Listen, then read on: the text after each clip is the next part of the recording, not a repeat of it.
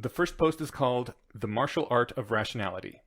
And this is basically talking about what he wants to do, how he wants to create a art of rationality that will help people think.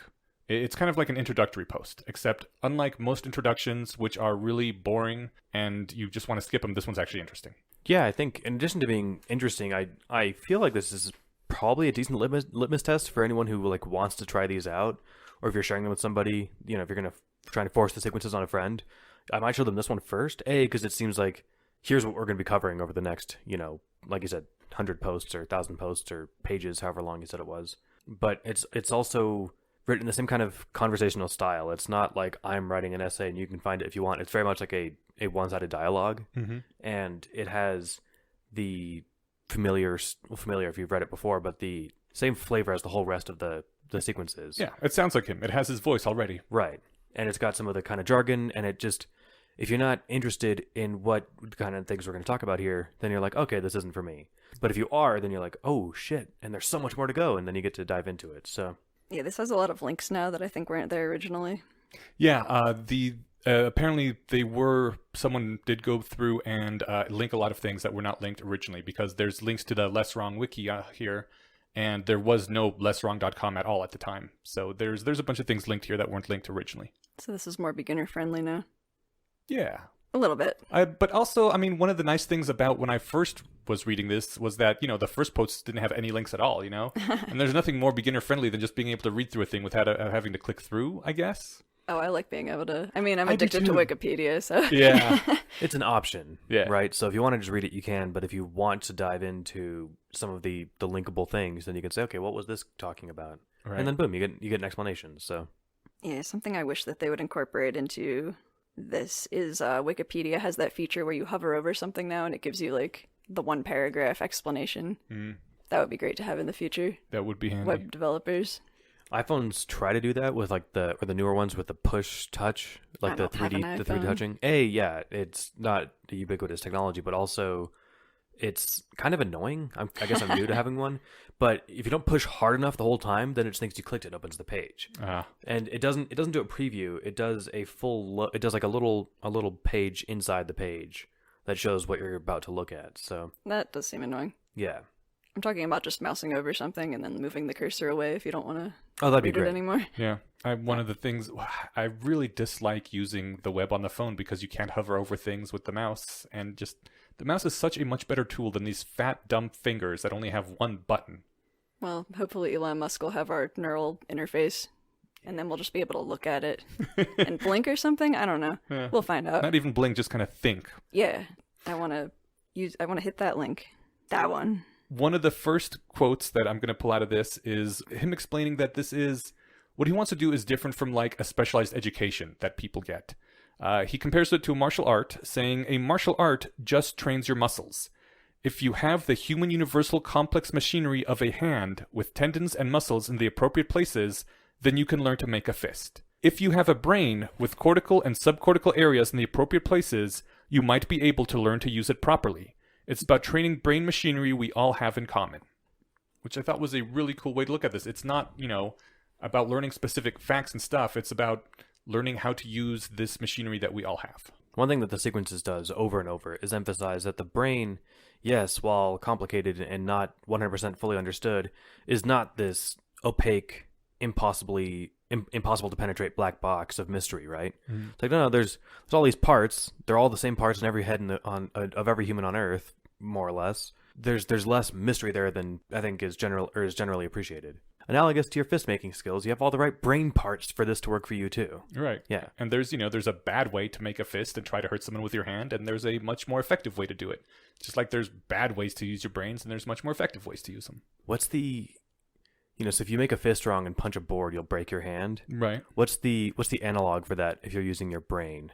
You start believing crazy things. Or try to apply everything to one model. Or that, yeah. There's a lot of ways. All right. I just thought I'm thinking of specifically the explosive way, but yeah, maybe that's it. Is the really bad way to use your brain that's analogous to breaking your fist is like thinking of really clever justifications for your weird religion or something. Right. Mm-hmm. When you were talking about the fact that we do know some things about the brain, I like that he specifically mentions That we have heuristics and biases, programs, and experimental psychology, Bayesian systemization of probability theory, evolutionary psychology, statistics, and social psychology, where there is a good deal of work done, so you can start to think about how you think. Yeah, well, building on that, there was the tradition of introspection is thousands of years old, at least, right? Since people have been around and having free time, they've been thinking about themselves and how they think. But it's in the last couple of centuries, mostly in the last century, that we've got a lot of really good tools to do that in a way that's effective and well calibrated. And the systematized way of thinking and exploring that is the scientific method is fairly new as well. Right. Yeah. So, I mean, just the idea that you can ask a question, test it, and ask better questions afterwards is not something that we've been doing since we've been thinking, right? Yeah. Or since the dawn of thought. Right. Yeah, there's this quote near the end where it's, "The inner eye is not sightless, but it sees blurrily with systematic distortions. We need, then, to apply the science to our intuitions, to use the abstract knowledge to correct our mental movements and augment our metacognitive skills." Yeah. That's basically making the point that I clumsily made earlier, which is that we can use all the things that Jess was mentioning that were in the post, that we can do better than just think about our thinking. We can actually get better at it. Mm-hmm. And we have the long list of tools of here's all the things that we can, once we learn all of these and learn how to apply them properly, there we go. You can start thinking better. And he does mention that it's not something that's just automatically easy. There's a reason that he calls it an art. Some of the machinery is optimized. By the machinery, he means like the human universal machinery of our brains. Some of the machinery is optimized for evolutionary selection pressures that run directly counter to our declared goals in using it. Deliberately, we decide that we want to seek only the truth, but our brains have hardwired support for rationalizing falsehoods. We can try to compensate for what we choose to regard as flaws in the machinery, but we can't actually rewire the neural circuitry. So you're going to be fighting against yourself a bit as well to do this. There's some good examples of the brain being wired to do things that you expressly think it's not wired to, or you expressly say and probably believe it's not wired to do. In Robin Hanson's book that we talked about, "The Elephant in the Brain," Yeah, where you think you're being honest or you're donating to charity or something for all the reasons that you think you're doing it and telling people that you're doing it because it's nice and it's helpful, but really there's a large signaling aspect to that too. So the press secretary is the metaphor that Hanson uses to talk about your conscious self. Yeah, basically your conscious self, the voice that gives reasons of your behavior to other people and to yourself. Yeah. It's like, why did I just do that? And you don't think of this base thing, or you might not even. It's not even like you see it and shirk away from it because it's not nice. Yeah, it's you just don't see it at all. Exactly, that's the whole thing. You don't see it. So it's not until you're called upon to justify your behavior to yourself or to someone else, they even consult your press secretary, and your press secretary says, "Oh, you did it because you thought it would be nice," and that's good enough. Do you read Slate Star Codex? Yeah, a bit. Oh, Jess? I read all of it. Okay, so you're familiar with when Scott was exploring recently about this general idea that movement may be the brain wanting to be in a certain position, and the body like just fulfilling that want. I expect for my hand to be here, and you expect it hard enough, and your body's like, okay, there it is. That was the predictive processing model. Yeah. It was interesting. He also recently said, you know what? I've been kind of confused about this, so I just started trying to think about movement as literally just me wanting something and my body fulfilling my desires, and it is shocking how applicable this is. Like he said, I'll think about like when I'm eating, just like I want that burrito being in my mouth, and I'm not even paying attention, but all of a sudden it's in my mouth and I'm swallowing it, and that's kind of awesome how that happens. And he's like, it's really put in perspective how much I'm just kind of the CEO being like, I decide I want this to happen, and then all of the automatic processes make it happen without me really being a part of it. And I think that whole rider of the elephant thing does the same kind of, it is the same kind of thing, right? You're doing your thing, you want this to happen, and you aren't really paying attention to the actual deeper motivations and mechanics that go on. So many sub-steps involved in like very basic, well, it's not very basic, but I was going to use the example of driving a car, but I was driving over to your house, and you get on autopilot a lot of the time. I found myself thinking about what I was going to say on this podcast, and suddenly I realized, I'm like, oh, I just lost 10 minutes. Yeah. And I wasn't just like, it's not like I've driven here many times. I was using Google Maps. looking at a map and looking at like, my surroundings, trying to figure out which road was which, but it was all just in the background. And it's crazy. I mean, you're operating a big piece of machinery at really high speeds too, but you just don't even like, oh, this is no big deal. Yeah. It's interesting, yeah, because there's a lot that goes on there. I was just thinking of the example of like crossing the room to go get something, that it's not until you like observe a toddler learning to walk or like are super drunk that you realize how many things are involved in getting like your feet under you, keeping your balance, and getting, one foot after the other, lifting your knees, bending your ankles, all that stuff. All that happens subconsciously.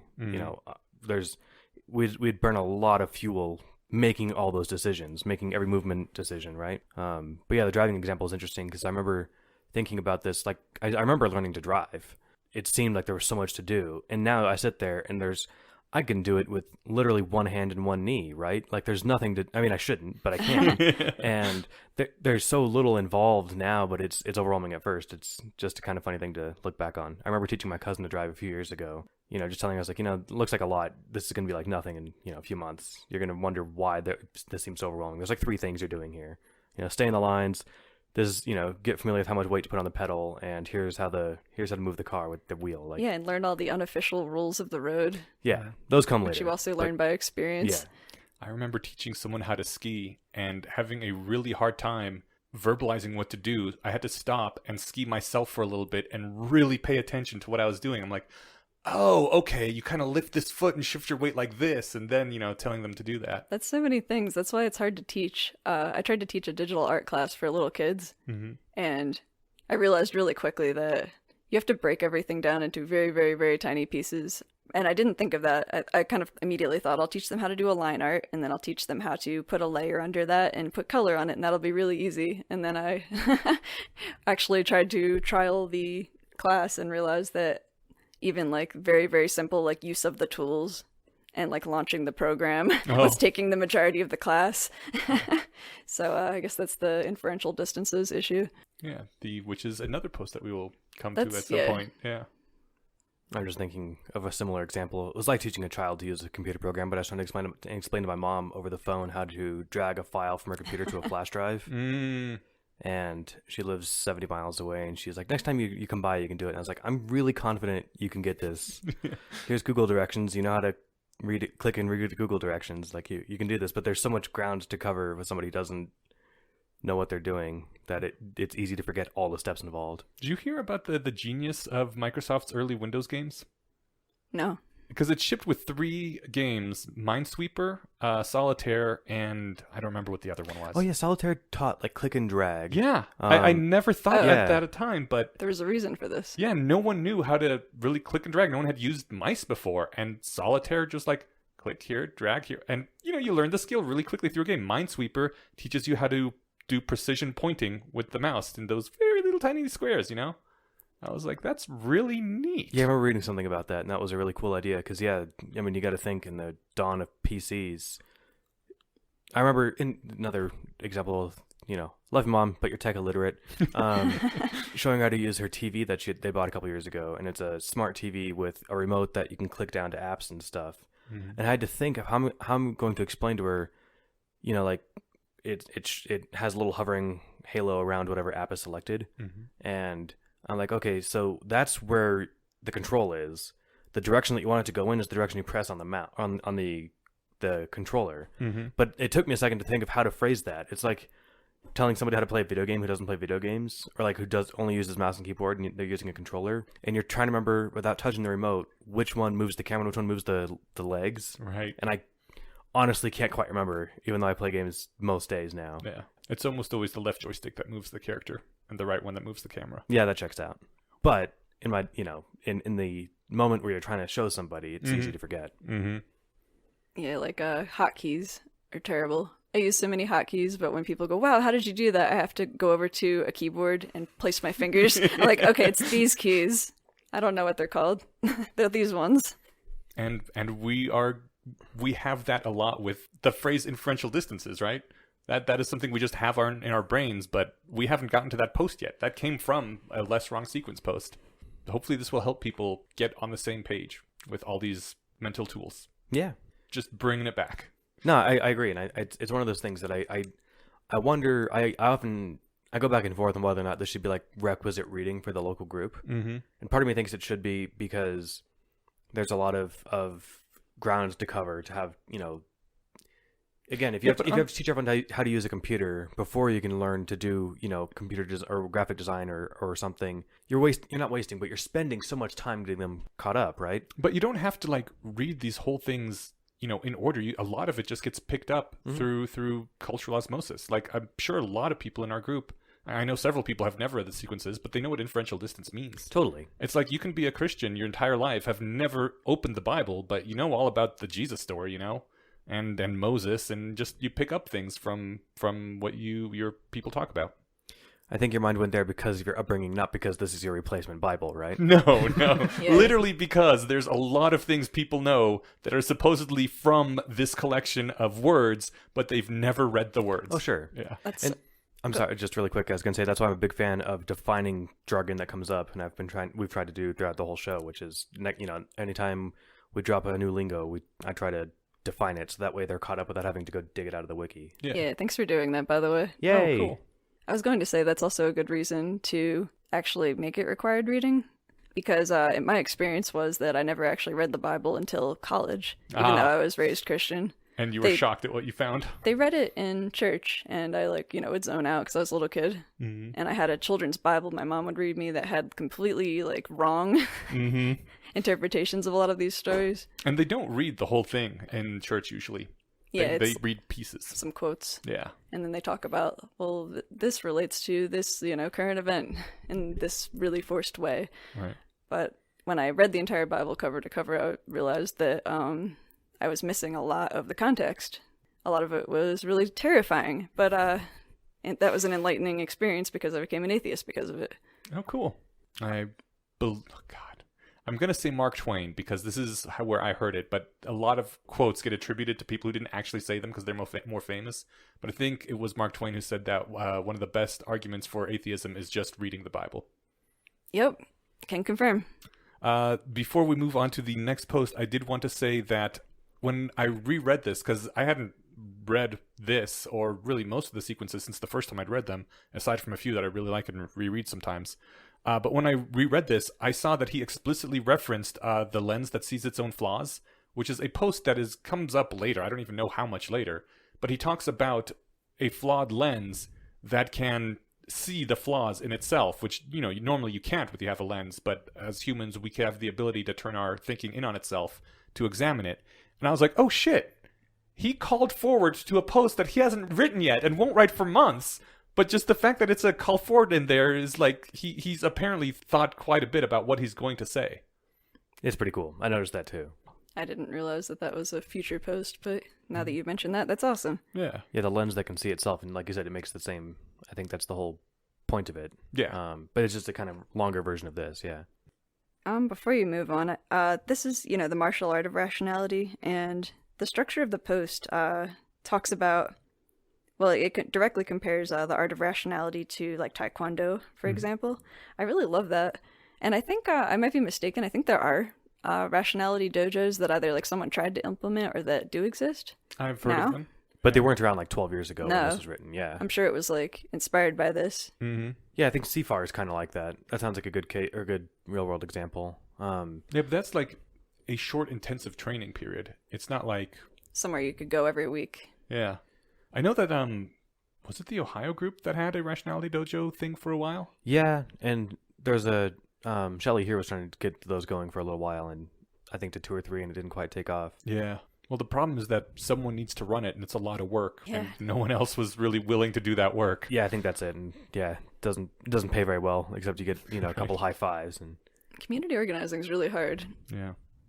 I think we'll hit over and over throughout the whole sequence is the analogy to martial arts, which I really like too. That this first post, like I said, points out that it's hard to have a public display of awesome rationality skills the same way that you could see a martial artist. I remember when I went to like a McDojo as a kid. There was one of the senseis could do a jump kick and hit a basketball hoop net. Mm-hmm. So like that's a demonstration of look at how good I am at martial arts or whatever somebody wants to do. just, I guess, the idea that this isn't a thing that you can read about and then have. Yeah. Like you can gain a piece of knowledge. Right. These are skills that need practice, that you can get better at, Right. that there are degrees of skill, right? And that the more they become unconscious habits, the better they usually are. Like if you can routinely find yourself, assigning probabilities to beliefs rather than just I believe this or I don't believe this, and thinking of things as probability distributions of how right about something you think you are, that makes a big difference if you can do that automatically. I think I once made the point that in The Matrix, as we were talking about just before the microphones went on, when Neo has the Kung Fu program downloaded into his brain and he says, I know Kung Fu. The reason he's so amazed isn't because now he knows how to, make a fist and swing his arm. It's because now he has these instincts that when someone throws a punch at him, his body just knows what to do. When he wants to hurt someone, his body just does the thing, That's what you want when you master a physical martial art like that you just have this desire and your body does it and you don't have to think about it. Like when you're playing Rock Band or something, or any instrument even. You don't want to think, I'm hitting G key, I'm hitting E, I'm hitting F sharp. You just want to have that desire and your body goes through with it. And the reason I think that the martial art of rationality is called that is because you also want to inculcate that sort of almost muscle memory reflex in your brain where you just do it the right way. I have those, and I like noticing when those bells go off in my head. Yeah, me too. Not for everything. I wish that obviously they were louder and more salient and all that, but there are probably other examples like that, like good body mechanics. If you notice you're slouching or something, you often don't notice until you're uncomfortable, but if you can train yourself to check in every few seconds or a few minutes or something, you'd be like, oh, I'm slouching my shoulders. I like that there's tools for that now. Posture, for example, they have those posture braces that you can wear, or they have an app, or not an app, it was a wearable that would alert you. I think it vibrated when you were slouching. Huh. It would be cool if we could have those for our brains. I saw one of those that was on your lower back or something. I definitely saw something that would alert you about your posture that was like an adhesive that connected to a computer that would vibrate a patch of muscle or something. That's probably the thing I'm thinking of. I don't remember what it was called. If I could probably find it, we could link it. But I'm just a big wearable nerd. But I keep, I really want there to be ones for your brain. There's tried to be a few of them, and they're so. We should do an episode on wearables. That sounds fun. Yeah. Or a technology that can assist with rationality. Yeah. Well, and since I got LASIK, I'm not wearing literally anything that helps me do anything. So other than clothes to keep me from shivering. But right. You have your phone on you. I'm not wearing it though. It's over here. Well, LASIK itself is awesome though. Yeah, that's true. Now I'm wearing glasses all the time. Let's see. I think. Oh, there's another similar to training physical habits from martial arts or mental habits from rationality. It's sort of an introspection habit through mindfulness meditation. Mm-hmm. If you get enough practice at it, you kind of just learn to notice the swaying and tone of your thoughts. Before I got more into this, I could come home, after a day or something, and someone could point out, be like, "Oh, it looks like you had a rough day." And it's at that minute that I realized I had a rough day, because it was showing on my face, but I wasn't looking at it myself. Yeah. And having the tricks to look in to see, to introspect in that other direction, not just on your cognitive processes, but your thinking and feeling, it kind of helps me keep all those in check. I don't really have extreme days anymore, because if I'm having a rough day, I can look in and notice, oh, you're having a rough day. That's why this is being super, that's why this thing that doesn't usually annoy you is annoying you or something. And you can stage an intervention. Yeah, totally. And I think it can be pretty effective. This is tried and true with other disciplines, is what I'm saying too. Yeah. And I'm trying to name several in case somebody has tried meditation or martial arts or body posture or something, and they're like, oh, you can't. I'm trying to draw analogies to as many things as possible. Mm-hmm. Yeah, there are some similar practices like cognitive behavioral therapy. Mm-hmm. All that being said, before we finally move on to the next post, I don't think that reading the sequences will make you a rationalist master. I think it'll just lay out the groundwork, much like seeing someone do Kung Fu and learning the theory behind it will show you what it is and get you set in the right direction, but you actually have to do it over and over to practice it. This is just reading the sequences is the first step, I guess. Last example, and this is more specific. Drake has been picking up juggling the last few months. Mm-hmm. Juggling is awesome. Super fucking hard. Mm-hmm. And you look at it, and it's like watching Jackie Chan do Kung Fu on TV, and it's like, oh, I could do that. It's just moving your arms, and it's yes, it's just moving your arms, but there's a lot more to it than that. Yeah. And, the one, like the cartoon example of juggling where you're doing a circle is like one of the hardest things. There's so much coordination there. It's easier to do the kind of cross thing. But I'm assuming, ask Drake because he knows more about juggling than I do. But my understanding is that doing the circle is way harder than it looks. It's way harder than it looks, but it looks super easy. It's just a couple of hand motions, right? How hard can it be? But it turns out to be very difficult, so... Yeah, I think a lot of the art of mastering something is the art of making it look easy. Mm-hmm. I know at some circus artists, and they always looked like, they'd do a flip, they'd be juggling, they'd be eating fire, and they're smiling, and they have these, like, flowing, nice, graceful movements. But actually, like, I've done some fire arts, and it's really hard not to flinch or to look at the fire while you're doing it. Same thing with juggling. I've tried to pick that up before, and... if you can see someone very, like, naturally, juggling, smiling, looking at you, not looking at what they're doing, that actually means that they're very skilled at it. I just had the realization that I think you're right, that mastery over something is making it look easy. And I'm trying to think of counterexamples, and there really aren't any that are coming to mind. I'm sure with 5 minutes we could probably think of some, but that's a really good way to think about it, that if it looks really easy, it's only because I'm really, really good at it. And so you look at this and you see how nonchalantly I'm doing this thing, you think you could pick it up really easily, right? Yeah. Okay. Part of what makes it really hard to communicate that something is difficult. Mm-hmm. Like, for example, drawing. Oh my God. Yeah, I can't draw either. Yeah, well, I have a few illustrator friends now, and they say the amount of time that they hear someone say, look, can't you just draw me the thing? It's really easy. It'll only take you like 10 minutes. Like, first of all, it takes longer than that. Second of all, it took me 8 years of practice to get to the point where I could do this. You think it's so easy, you go do it. Yeah, as a freelance graphics designer, it's hard to explain to a client that you should pay me more because I can do this in less time, because it took me longer to learn how to do this in less time. Yeah. I remember hearing about a locksmith guy who's like, when he would show up and, someone's paying him $60, $80 to come in and unlock their thing. He shows up, he's been doing this for 20 years, does click, click, click, okay, you're open. And they would be like really kind of peeved. And they're like, you don't really need $80 for that, do you? He says, nowadays, lots of times if he has, an extra 5 minutes, he'll sit there and he'll like, just do it. And he's like, oh man, this is a tough one. And just fuck around for a while before he undoes it. And then they're always so grateful. I should do that. I don't know how I could do that with graphics design. I just take longer. You're like, I'm sorry, I might miss this deadline, man. Bring this my is really laptop. Hard. Yeah. Bring lots of like useless gadgets, line them all up. Yeah. Oh, well, don't do it in front of someone. Oh my God. No, I don't want to be doing art in front of someone. Then they'd be over your shoulder. Yeah. Like, oh, can you make it a slightly bluer green? No, not that much. Ooh, no, I don't think I like that one. Go back to the yellow. Wait, let me see them side by side. The only thing I can think of to do it that wouldn't involve a lot of like just straight up lying about like how long something took you to do or something would be to just use tons of jargon and like name drop all the complicated tools and stuff that you can think of. So they'd be like, oh, like you said, can I get this different color? Well, according to this, send back, I don't know, like 60 hex codes, for the colors or something, just to fuck with them. Or I have done that. Yeah. Then it's like, yeah, see, I'm going to pick the best one out of those. And you can't even see what those mean. So that's fun to think about. It's fun to do. Why truth? Yeah, sure. Why truth, Inyash? Why truth? That's actually the question of this post. There are 3 potential reasons he gave why to seek truth. Which is a thing that I think we generally do as rationalists. The first reason was to satisfy curiosity. Lots of times you just want to know the truth because you're curious, which I'm a big fan of personally. And I didn't write down the pros and cons of that one, unfortunately. But I think one of the obvious cons that he mentioned is that sometimes you're just not curious. You'll only pursue it so far until it gets tedious, or maybe it gets too hard at some point, and you're like, well, I'm not that curious about the truth here.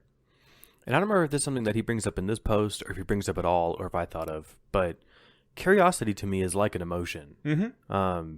It can drive other emotions, like it get you exhilarated or something like that. But that feeling of like, that has a distinct feeling for me, and it's one that I enjoy. So I think curiosity for its own sake, or truth for its own sake, I think is a valid response to somebody might ask, why bother? Yeah. It's a valid response. I don't know if it's sufficient, but it's definitely a good component to a well-rounded answer. I like curiosity. Curiosity to me is like almost feels like sexuality or a sexual desire, you know? It's just something you want to do because you have an innate want for it. And it can get like uncontrollably, high too, right? Yeah, right? No, I mean that can be a thing. There's this driving. It's maybe that feeling of like when you lose your car keys, and it's almost like curiosity, but it's like that tuned up. There's maybe a little more agitation built into it. But the longer you're looking for them, the more intense the feeling, right? And then It's like I an guess, itch. Yeah, I sometimes think of curiosity as an itch as well. It's just like something you really got to just... And then when it stops, then it's like, that felt Yeah, great. I fucking love having Google in my pocket all the time now because I can't even kind of put a number on how many times a day I'll like, oh, what's that bird? Hey, I'll Google it. Isn't that great? Now I know what that bird is. And nobody in our past has ever been able to do that.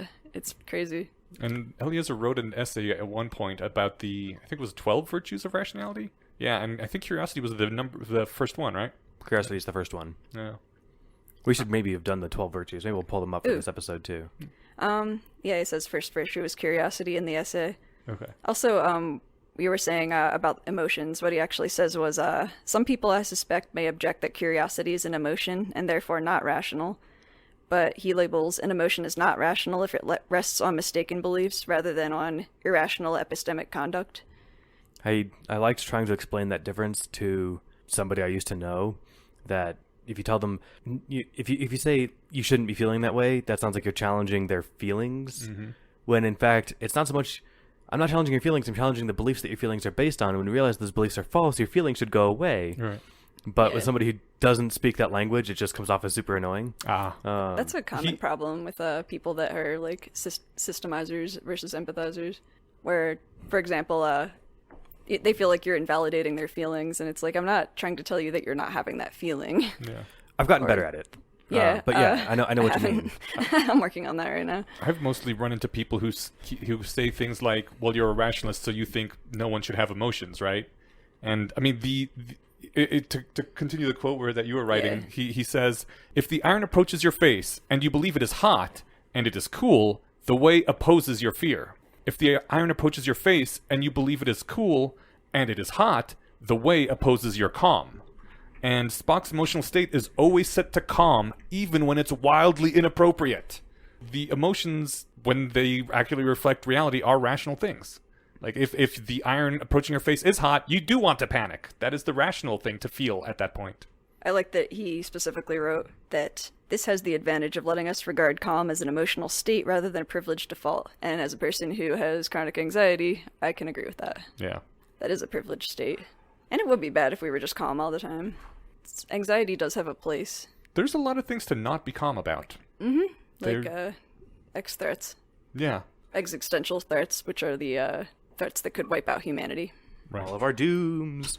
So I want to dive into that a little bit, because I think calm, how would Spock shouting and waving his arms aboard the Enterprise help anything? Well, it might not aboard the Enterprise, but there are times where it's a really bad idea to do something, and he does not act like it's a bad idea. Well, also Spock is like no realistic person acts the way Spock does. Yeah. Spock was able to still prioritize something as being highly important but like maintain calm. But the way humans work is that we experience anxiety and stress in response to predators chasing you, or social conflicts that are coming up. So you can't really just divorce the emotion from the response, because we don't work that way. It would be lovely if we did. No, totally. And to be clear, I haven't seen a single episode of Star Trek, so I'm probably missing something. But Well, I doubt if Spock was being chased by some space lion, he would stand there calmly. He would calmly run away, right? The original series was not a very good series, I thought. There was one or two good episodes, but I haven't seen all that many of them either, because I just didn't like it. And Spock was a lot of fun because he was so inhuman and weird, right? I think that was his whole point. Yeah. And I think I mentioned Julia Galef earlier. I think she coined the phrase straw Vulcan. Right. Which is what people think of when they think rationalist if they're not familiar. I think that's gotten... Well, maybe I think my social Spock... circle's gotten more rationalist in the last several years, but I feel like that's less of a trope now than it used to be. But maybe it's still the same, I don't It know. might just be the bubble that you're in. It's Yeah. probably definitely the bubble now that I think about it. And Spock was totally a straw Vulcan in that show. There was I don't remember what episode it was, but like some natives were really upset and they were throwing spears at this shuttle that they were in. He's like, it is entirely illogical for them to be throwing spears at us. And McCoy's like, you're a fucking idiot, Spock. And yeah, Spock was being a fucking idiot at that point. Wasn't he? So I guess I'm assuming by logical, I'm guessing that the spears couldn't penetrate their shields or something. I think that's what it was. So I don't remember, but... So he's making a completely pointless observation, which is... it's yeah, so let's throw out his bad use of the word illogical and just... He could say they're wasting their time. And that's true. But it's kind of, again, he's wasting his time saying that. But he doesn't understand why they're doing it, which is a failure on his part. Yeah, totally. They're mad, and that is their motivation, you know? So they had a good reason to throw spears. Yeah, exactly. Well, they had good reason to be mad. They didn't have a good reason to throw spears because they actually wanted to hurt them, I'm guessing, right? I believe so, yeah. What they should have done is, I don't know, found some big rocks to push off a cliff onto the ship or something, right? Right, but he was implying that since it is impossible for them to hurt the ship, they shouldn't be even feeling anger right now. It is an illogical emotion. Okay, yeah, that's dumb. Yeah. Okay, I'm sold. I think he was totally a straw Vulcan in the series. I'm not defending him. I realize that he's literally the straw man on purpose. But the idea that... But it's interesting how many people... I mean, he was a fun character, but there's also a lot of people that look up to him, and I don't know. I've read a few of their accounts, and it's usually people who were like really emotionally hurt at some point and didn't want to be anymore, and so like saw that sort of thing as a sort of armor and vulnerability. You know, you can't hurt me if I don't care. Yeah. And so, you know, there was that aspect to it too, where this was important to people for other reasons than just making fun of things. It was a source of strength. I'm assuming he also pulled a bunch of like smart ass. Not just smart ass, but also smart stuff out, right? So he was always the one that was MacGyvering their way out of shit. Right. So it's like wanting to be more like Dr. House because he's a super genius by taking Vicodin, right? By abusing Vicodin, rather. Right. So it's like you're not going to get any more like House by abusing drugs just because that's a thing he does, right? So you're emulating the wrong part of it. Yeah. Okay. And there is some advantage to not getting too worked up because sometimes you can, lose control of yourself when you shouldn't. Yeah. All right, we're still on to why truth. Yes, why truth. We've got at least two more good answers. Another one was to accomplish a specific goal. Because if you're seeking truth to accomplish that goal, you get feedback on what modes of thinking work and which don't. What set humanity firmly on the path of science was noticing that certain modes of thinking uncovered beliefs, and that let us manipulate the world. Like, it's sometimes really important whether doing this thing will make the plane fly or plummet out of the sky. Yeah, that actually ties back into a sentence from the first essay that I forgot to capture, which was, it wasn't by having the biggest muscles that humans rose to prominence on Earth, which is a sentiment that Harry reflects in Methods of Rationality. And he suspects that much of that point is lost on wizards because they can just wave their little wands and make magic happen. He's like, no, look, our real superpower is brains. Even if you guys' wands stop working, we still got those. Yeah.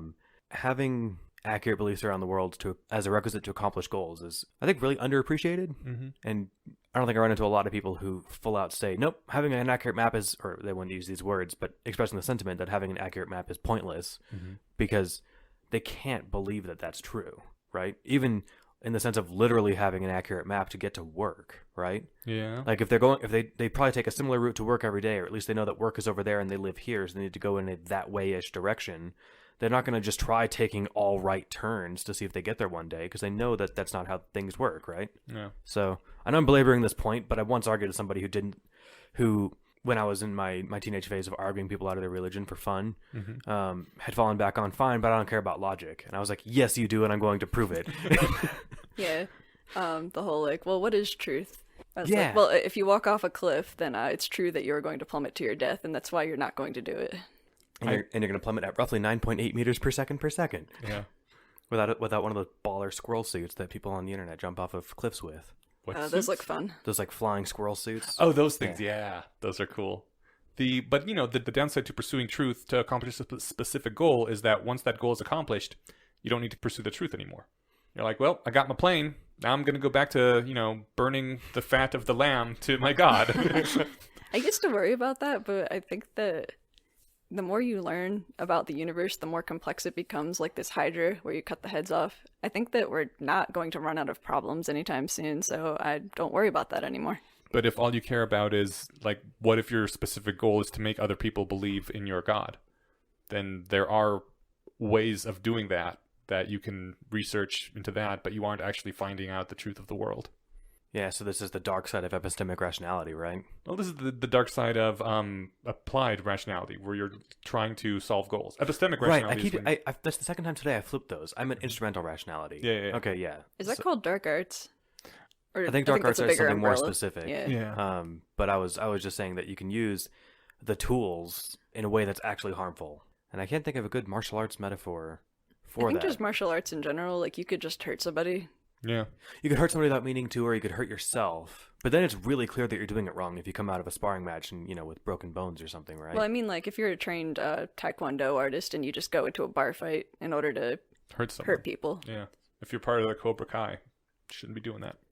But I think the downside is that you could learn martial arts with the expressed goal of beating up all your high school bullies and, with all the vengeance in your heart and still get good at martial arts, right? There's no actual blocker there, but that doesn't quite work for this. Because this is more encompassing, right? Maybe you can get good enough martial arts to kick ass, but you can't become a true martial artist or something. Is that a way to get around it? You can learn just enough martial arts that you can get in a bar brawl and satisfy your drive for violence, but then you're not, attaining enlightenment or getting the positive benefits of martial arts. And you're definitely causing externalities on the rest of the world. I think at this point we're talking the differences between, learning something and what we do with the thing that we are learning. Which, you can always use technology for good or evil. Yeah, just like any tool. Yeah. I think the con of the reason to learn truth is to find a specific goal is because, similar to curiosity, once that goal is achieved, you don't necessarily have to keep searching for truth. That's why the first virtue is curiosity. Yeah. And the third reason that he gives, and this one is my personal favorite, is morality. Because this is the reason I seek truth, and I guess was taught to seek truth since I was a child, is that it is a moral imperative. The Jehovah's Witnesses literally call their religion the truth with a capital T. But morality is you believe that to seek the truth is noble and important and worthwhile. Includes the belief that truth-seeking is pragmatically important to society and therefore is incumbent as a duty upon all. This, in my opinion, has the most pros for it because you continue to seek truth as an end to itself, regardless of, whether you're curious or, curiosity is definitely a better motivator because then it's intrinsic.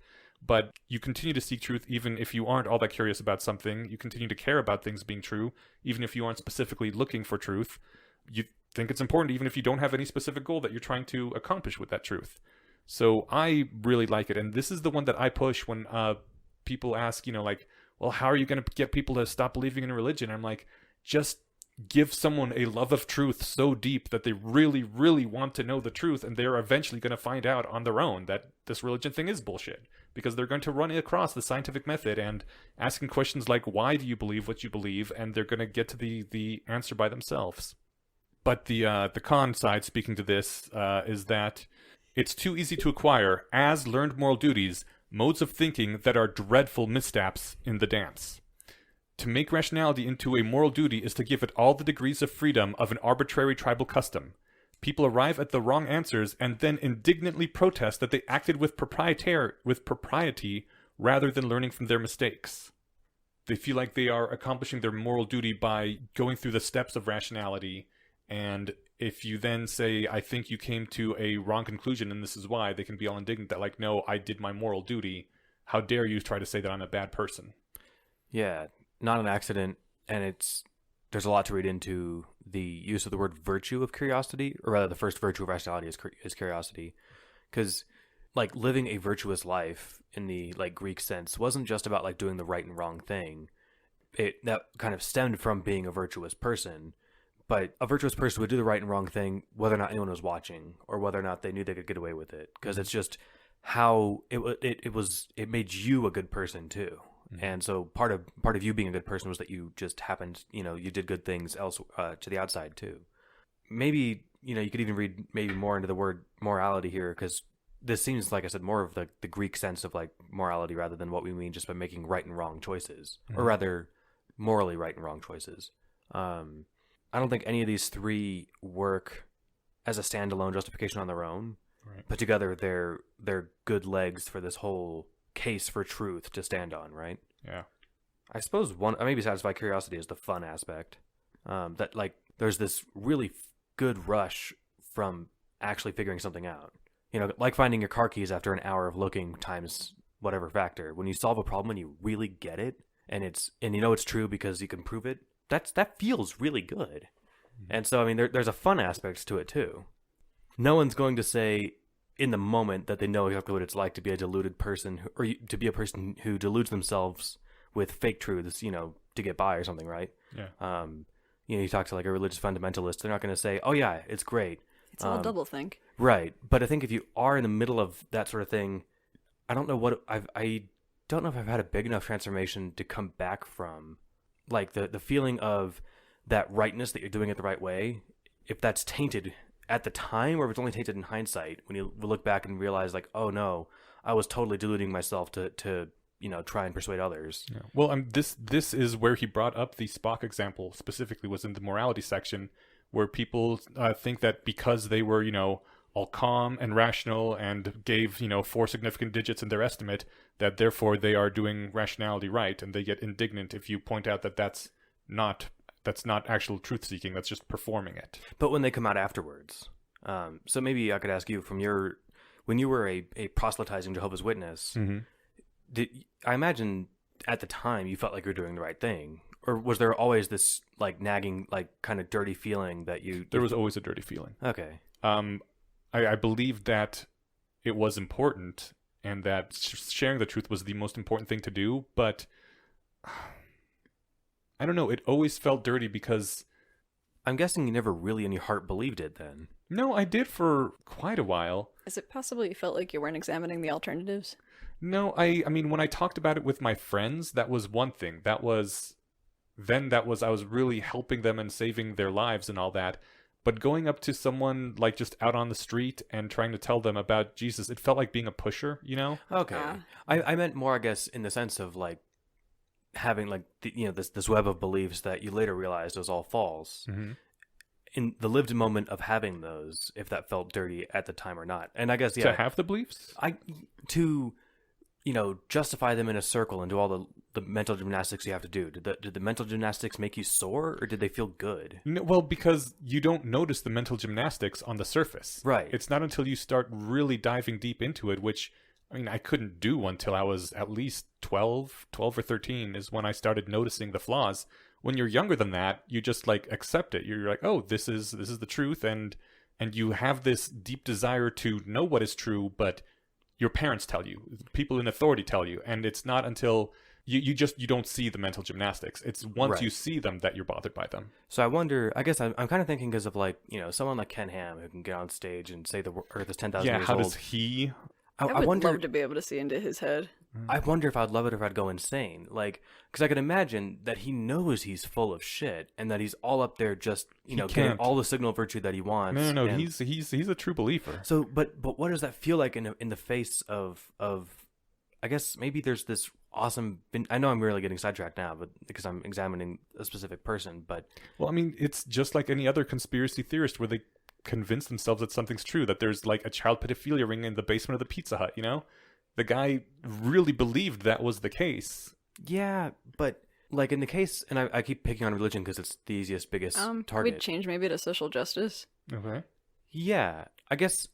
Because I can speak to having really strong beliefs about social justice that eventually seeds of doubt crept in, and it got strong enough to the point where I did actually have to look up things. Nice. Oh. Can I set that up in the way that I was going to do with the religious one, which was, and if this isn't a good setup, just ignore it. This is another controversial thing that we can hate on. No, it'll be fun. You have to do the kind of mental tricks like not knowing the structure of a logical thought. You can have a belief belief A that's justified belief B, which is justified by belief C, which also justifies belief A. And you've got this circle, and the rest of us know that's not how you can't support this web on a circle of nothing, right? I will say that even as a child, I was really, really bothered by the fact that God hated gay people. Because I was just, I know this sounds like a hippie thing to say, but I was really down with love. I was like, everyone should love each other, and what is wrong if like 2 guys love each other, I just could not get it, but your parents believe in this, and you depend on them to give you food and shelter, and all your friends depend on this. Your entire social network is people who believe this, and if you don't also believe it, then you might die, from neglect and exposure. So there was... And all that's behind the veil of your press secretary. You know, as a kid, you're not Yeah. realizing all that stuff. Well, no, I actually did. It bothered me as a kid, but No, that you might be homeless if you disagree with your parents? Oh, or- that no, I didn't think of it explicitly, no. But I felt the inability to reconcile a loving God with a God who hates gays. But, you know, I just didn't think about that. I was like, some part of me was like, this is very important not to think about, and I didn't for as much as possible. That's rough. Yeah, and you know, it was as it became more mainstream and you saw more gay people, it was more and more in my face like, hey, God really hates these people, and it was harder to bury that when you actually saw gay people and knew them. But what is your social justice thing? Yeah. I was pretty aligned with the social justice movement, and I felt like I had read so much about it that I like it seemed so obvious to me that yeah, you should like support marginalized people, feminism is good, fighting racism is good, etc. You start to kind of just like absorb all of the things that people believe in social justice. And I remember points where there were people in the office that I was working in that would kind of, you know, I would argue with anybody about any of this stuff when it came up, and we kind of had a pretty good natured debates about it. But I started to, as the social justice got more and more like radical leftist, have a hard time defending some things. Like I think the best example is when it started being okay to write hashtag kill all men. Oh, wow. And make jokes about like, you know, male tears, talking about how all men are terrible. And I was on the other side trying to justify to my, like a bunch of my coworkers who are men who are asking, well, this seems terrible.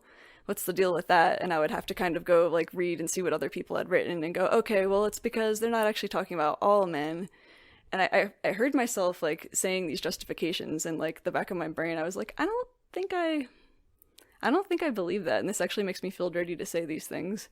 But it was really hard to push through why and to sit there and actually look at the beliefs, because I didn't want to, I guess it's tribalism. I guess I didn't want to like, you don't want to defect from my tribe. Yeah. But that's all like in hindsight, but you definitely have a feeling that you can't articulate. Did you lose a bunch of friends when you Oh stopped yeah. doing that? Yeah.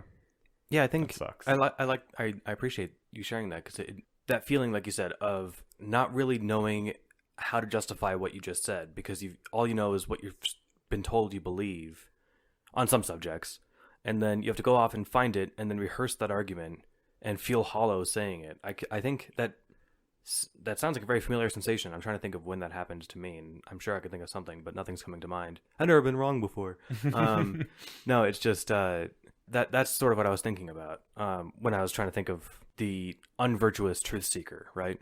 Trying to bring it back to the essay, but I think oh man, I had something more to say there. Shoot, I hate this. It's the second time it's happening tonight. It's Monday. Yeah, You geez. can kind of tell. It was a good Monday though. It's productive at work for like the first time in a couple weeks, which was nice. Congratulations. Yay! Actually, I finished something that I was gonna take like another 25 hours to do, because that's how long I estimated that it would take. Mm-hmm. But rather than do it the hard way, I was like, you know what? What's the easy way to do this? And I just emailed or messaged somebody who I know works on the code base that we were interacting with, like trying to figure the issue out on our side. Mm-hmm.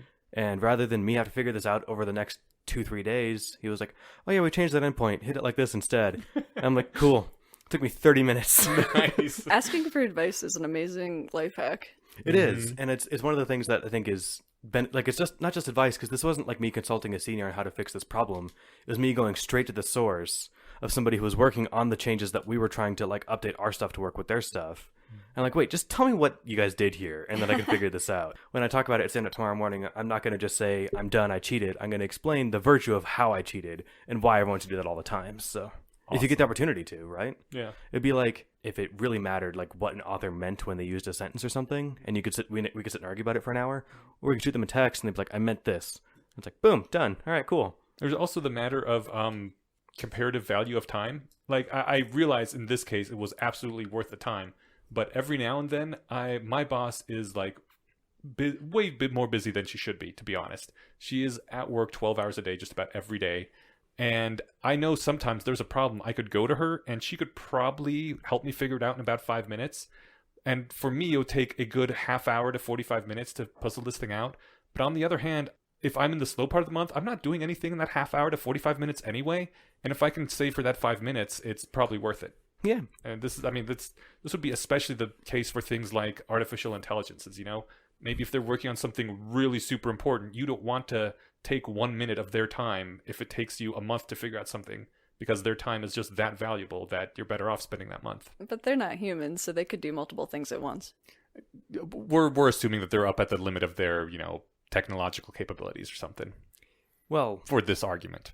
let's further destroy your argument and point out that the machine's running on machine speed and we're running on meat speed. Right, that's why I said a minute, and Yeah, for it has to take a month. So, well, yeah, for them, I guess what problem could it probably take us a month to solve? That would, I guess, that's not the right scaling to use here, right?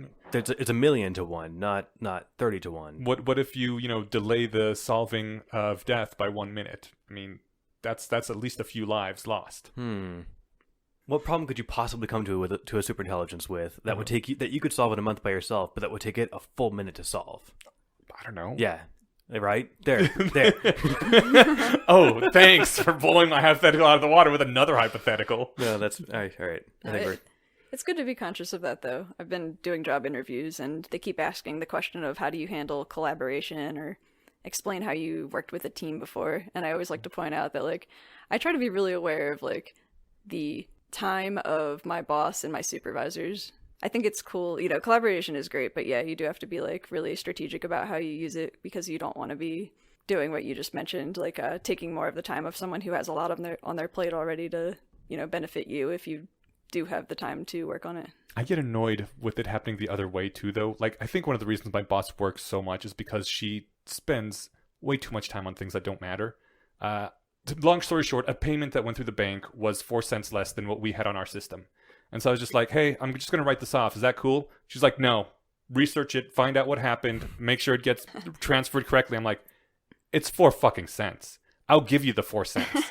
Don't waste my time. My time is worth more than the half hour to an hour I would spend fixing this 4-cent issue. Pretty sure you make more than 8 cents an hour. So Yes, yeah. I was really annoyed that she wanted me to work on a 4-cent problem. But to steelman her case, it might be that, look, we need to know how this happened, because next time it might not be 4 cents, it might be $400. Then we'd look into it. I know how it happened. Someone mistyped the key on the bank sign. Someone saw, the number, put 0.00 at the end instead of 0.04. That's fair.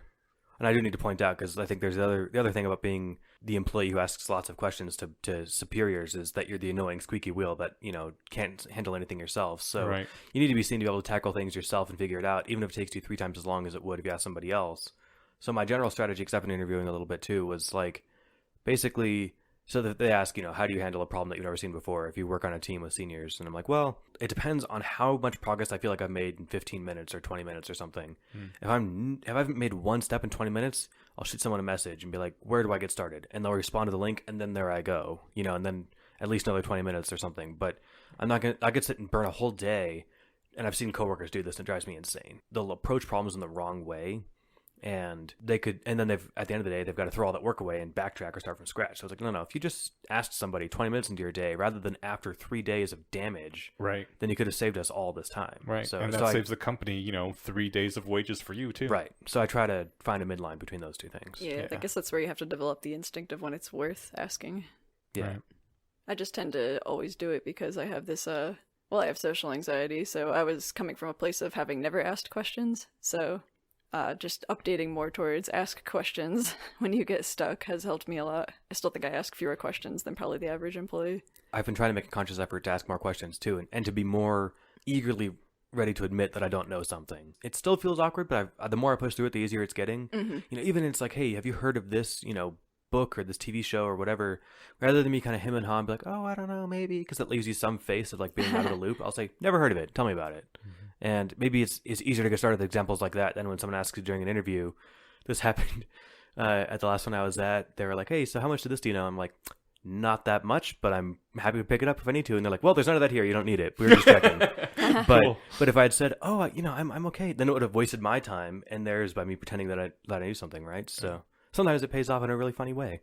I think telling the truth is good. Maybe as a trick, they sometimes ask about systems that don't actually exist. I saw one of those in the They Programming Humor subreddit. Someone was like, how much do you know about the Illuminate JavaScript library or something? And the person, she's like, I've never heard of it. And they're like, good, we just made it up. You passed the test. Yeah, I had that in an interview recently. Really? Oh, nice. It was not that, not the Illuminate, but they actually just made up. They're like, how much do you know about this? Like, okay, it was, I think it was, you were asked to teach a class on, and then they said something like squidoo, or like it was some ridiculous, goofy word. Mm-hmm.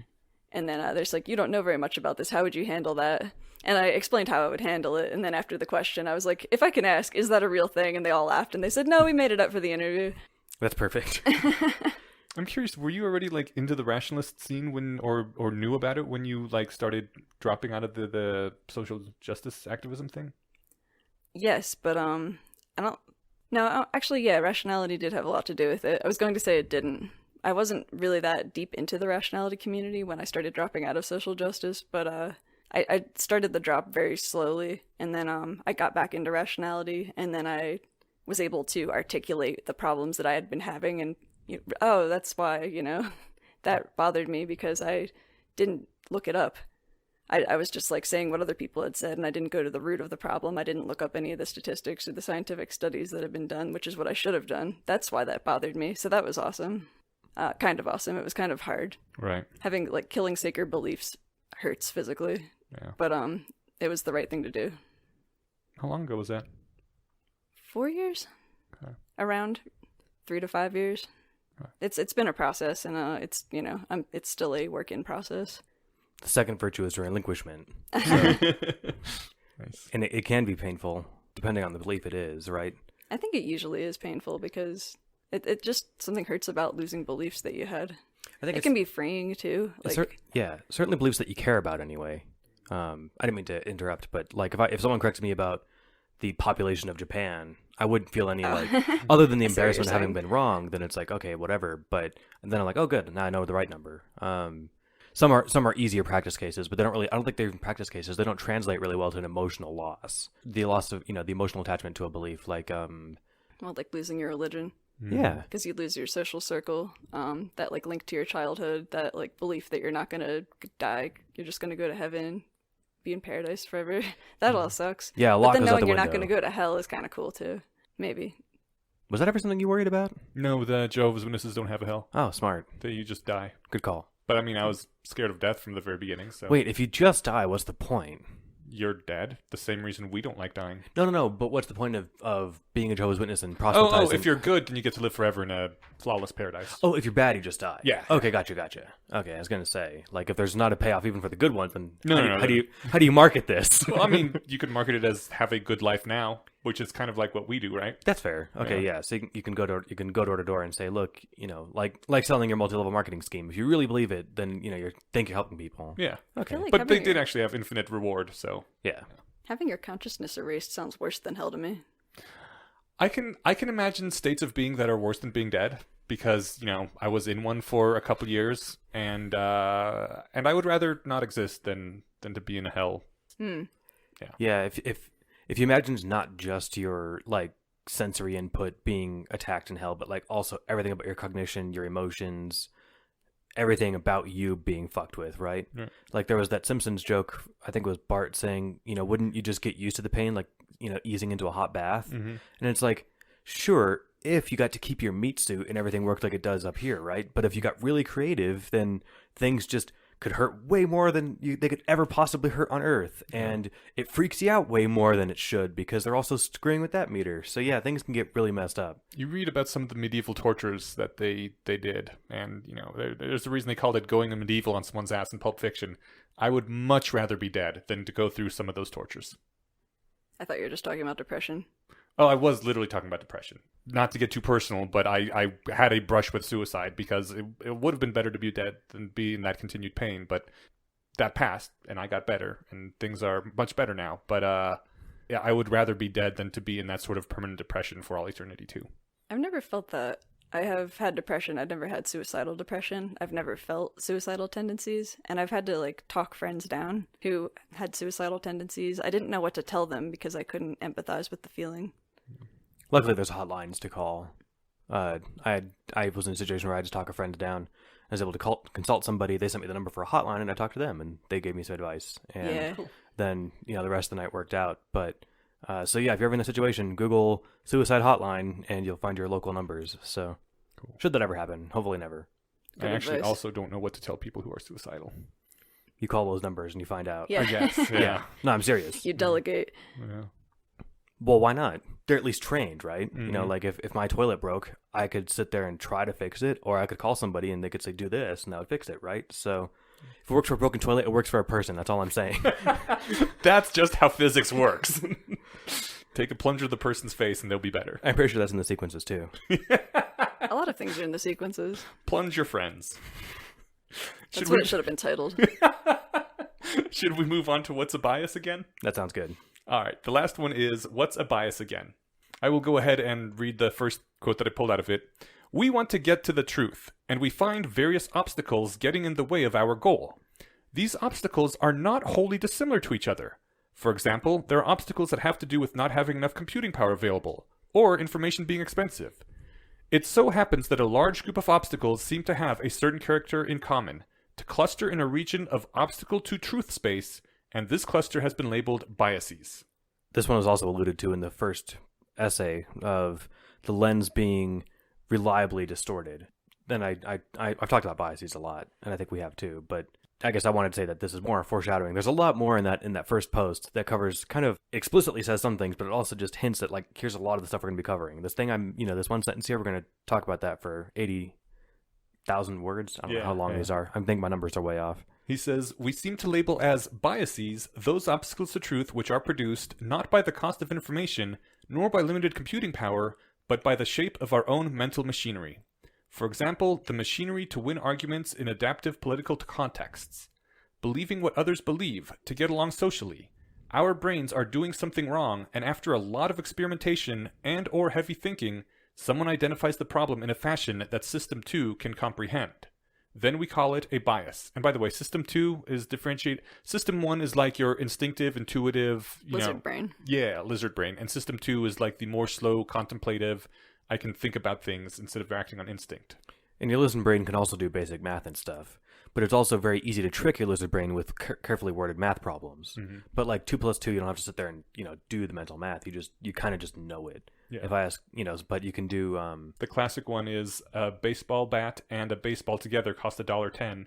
If the baseball bat costs $1 more than the baseball, how much does the baseball cost? Right. So their immediate answer is a dime, because that's the difference. Yeah. But the real answer is what? 15 cents? 5 cents. Yeah. See? Because since the bat is $1 more, the bat would be $1.05, and that makes $1.10 altogether. I couldn't do mental math while making eye contact. That's why I never look at people when I talk to them. Because you're always doing math while you're talking. Yep. Even if we can do no better for knowing, it is still a failure that arises in an identifiable fashion from a particular kind of a cognitive machinery. Not from having too little machinery, but from the shape of the machinery itself. Biases are distinguished from errors that arise from damage to an individual human brain or from absorbed cultural mores. Biases arrive from the machinery that is humanly universal.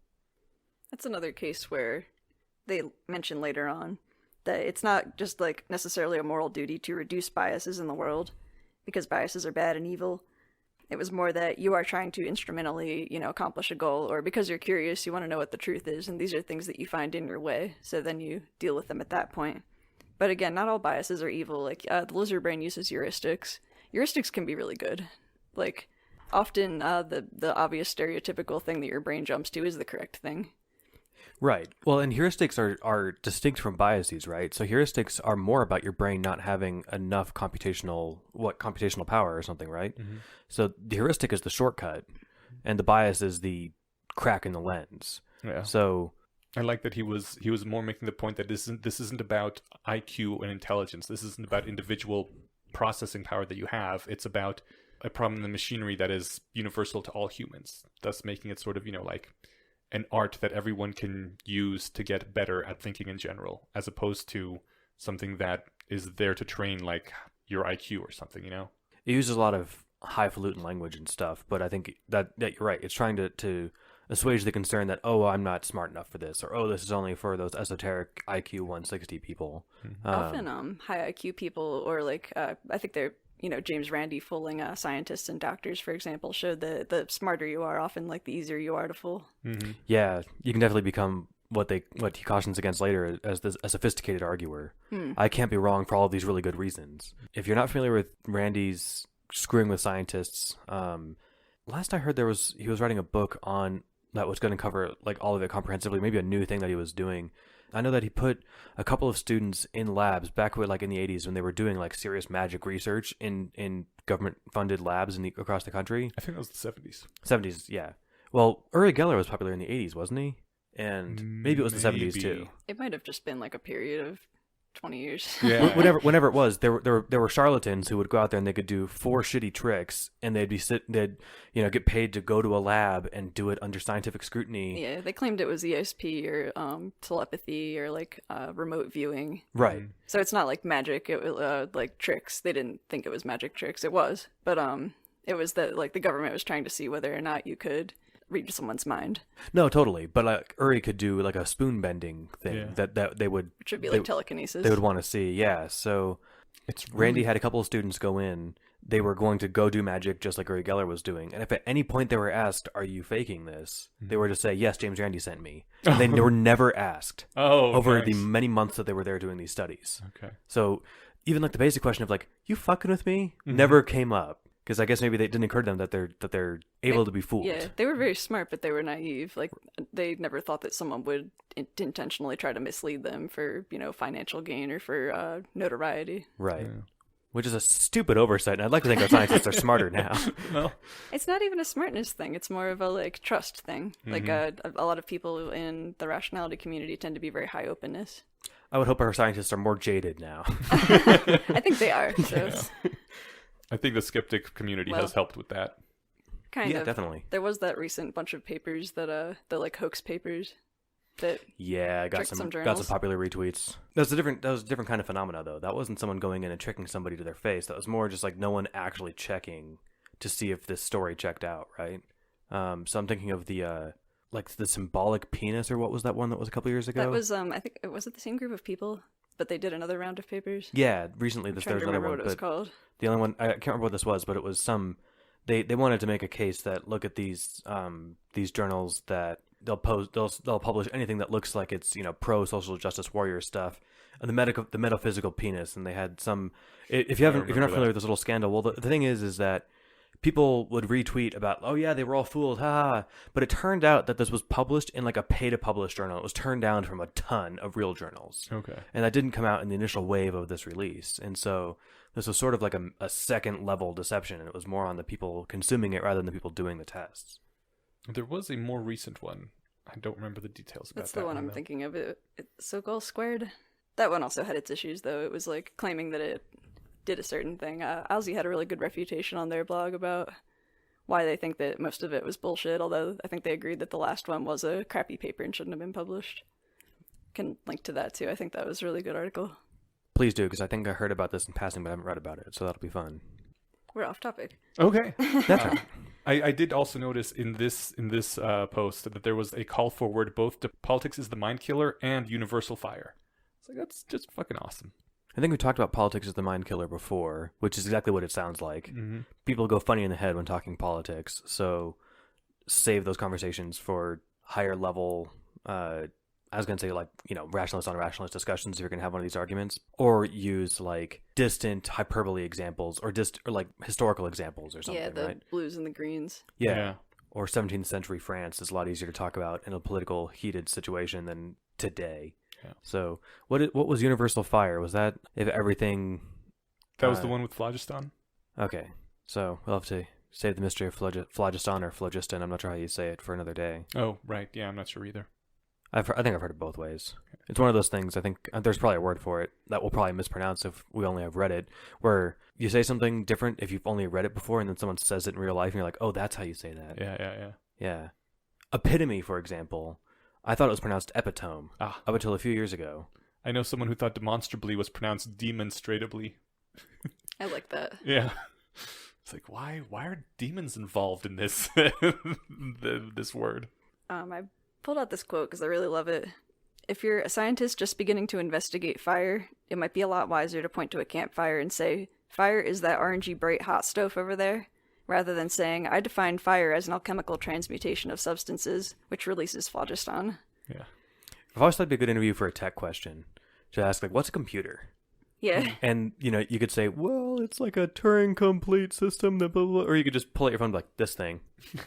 Yeah. This is a computer. Efficiency of kind of explaining pointing a up or concept. pointing down. Yeah. At that point, though, you're also guessing at what your interviewer wants to hear. Are they someone who wants, a quick, dirty, practical answer, or are they someone who wants to know the theory behind computation? Well, that's why you research the company that you're interviewing at. Right. Yeah. You look at the Glassdoor reviews. But if I was asking that question to an interviewee, I would want to see how they'd react to an odd sideball question. Okay. And I'd probably learn something because they're probably smarter than I am. They have some great answer. But if they do that thing where they're like, "That's not a real question," and then they come back from that, that's the reason I'd ask a question like that. The fact that it's about computers is only because it would be a computer company, right? So Yeah. All right. We've been going for a while. We should move on. okay. I also want to say that we definitely will not be spending this much time on things going forward. This was just like our big, hey, we're doing this. We're having a squee little kickoff talking in depth. But in the future, they're going to be much quicker because this would turn into just the Less Wrong Sequences podcast. Yeah, we'll do bullet points for the future ones. Maybe Yeah. big highlights, fun tie-ins, that sort of thing. But And certainly notes. And notes. And notes. Preparation. Yes. And probably just 2 per episode.